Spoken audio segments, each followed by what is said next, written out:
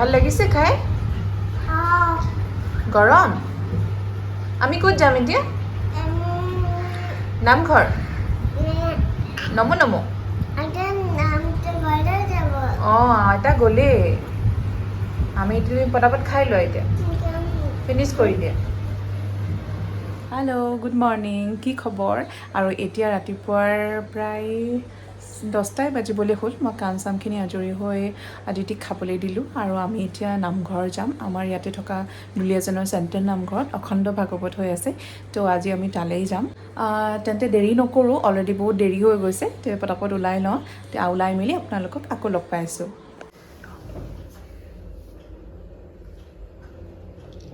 এয়া মই ৰেডি হৈ গ'লোঁ আৰু এতিয়া যাবলৈ ওলাম এনেই দেৰি হৈ আছে পটাপট যাওঁ তেতিয়াহ'লে ব'লক আমি গৈ থাকোঁ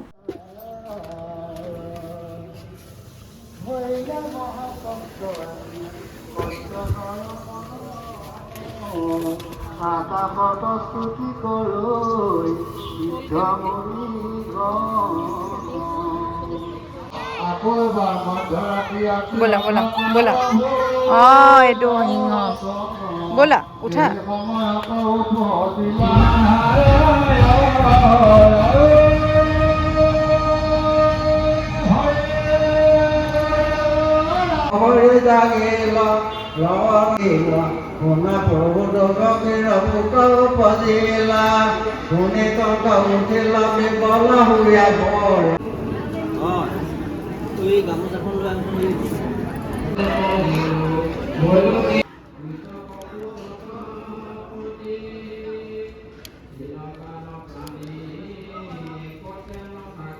চাকি জ্বলাই আহি আমাক চাহ দিলে খাবলৈ আৰু লগতে পায়স আদিতি ধুনীয়াকৈ পায়সখিনি খাই ল'লে তাই আৰু এয়া মোৰ মা আৰু শাহু মা আহিছিলে আৰু আণ্টি আৰু আদিতিক বহাই লৈ একপি ফটো মাৰিলোঁ অলপ ভিডিঅ' কৰি থলোঁ আৰু ভাল লাগিছে গোটেই পৰিৱেশটো নামঘৰলৈ অহা প্ৰত্যেকজন মানুহক তেওঁলোকে চাকি জ্বলোৱাৰ পিছত ভিতৰলৈ মাতি নি ধুনীয়াকৈ চাহ দিছে পায়স দিছে তাৰপিছত দুপৰীয়া আহাৰ খাই যাব কাৰণে তেওঁলোকে ধুনীয়াকৈ সকলোকে কৈছে যে খাই যাব বুলি এই সকলোখিনি তেওঁলোকে বহুত মানে ডিচিপ্লিনকৈ কৰিছে তো গোটেই পৰিৱেশটো চাই ভাল লাগিলে আৰু আমাৰ আদিতি পুখুৰীটো ওচৰৰ পৰা নহাই হ'ল মাছ আৰু কাছবিলাক দেখি তাই খুব ভাল পাইছে আৰু কাছ এটা ওলায়ো আছে ধুনীয়াকৈ বাঁহ এডালত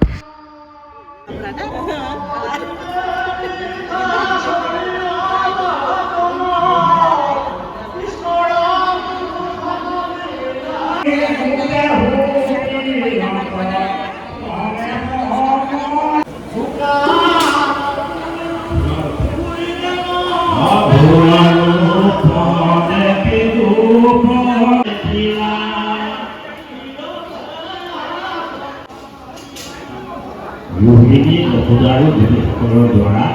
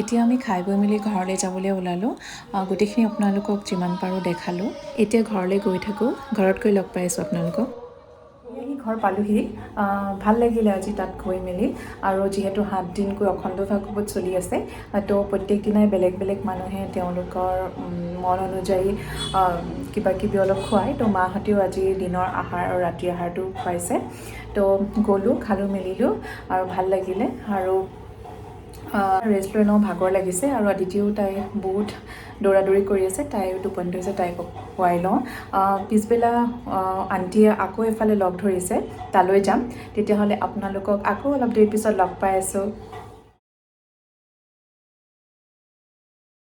এতিয়া আমি যাম ছট পূজালৈ। আন্টিয়ে লগ ধৰিছিলে আজি যিহেতু ছট পূজা হয়।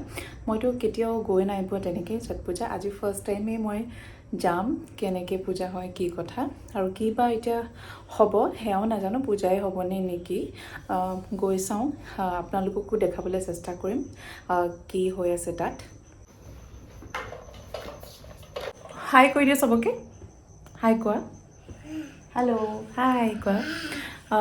হেল্ল' হাই এইবিলাক ক'ব নাজানে, কিন্তু দুষ্টবিলাক চবেই জানে কি দুষ্ট কৰিব লাগে, হয়নে?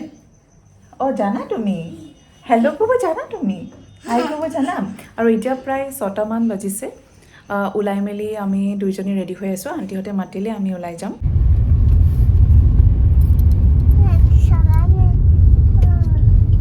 তাৰপিছত টোপনি নধৰিলেই আৰু মই মানে বহুত দেৰি কেনেকে সাইড कर लो खाली।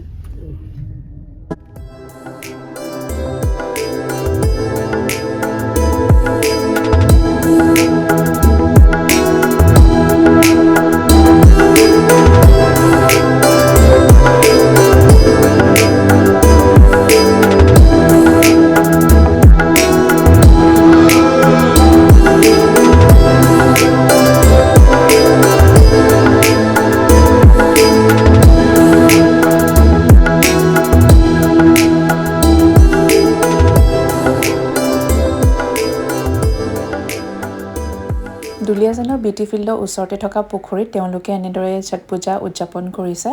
আৰু আজি গধূলি কিবা কিবি তেওঁলোকৰ নিয়ম হ'ল আৰু কাইলৈ ৰাতিপুৱাও তেওঁলোকৰ নিয়ম আছে। ৰাতিপুৱা 3-4টাৰ পৰা তেওঁলোকৰ নিয়মবিলাক ষ্টাৰ্ট হ'ব। পুখুৰীৰ পাৰত তেওঁলোকে নিয়মবিলাক কৰে। পূজা চাই মেলি ওচৰতে থকা হোটেল এখনত সোমালোঁ, চাহ চিঙৰা আৰু জেলেপি খালোঁ। আজিৰ ব্লগটো এইখিনিতে শেষ কৰিছোঁ। আকৌ এটা নতুন ভিডিঅ' লৈ আপোনালোকৰ ওচৰলৈ আহিম। আশা কৰোঁ আপোনালোকে ভাল পালে চাই। তেন্তে আজিলৈ আহোঁ, বাই বাই।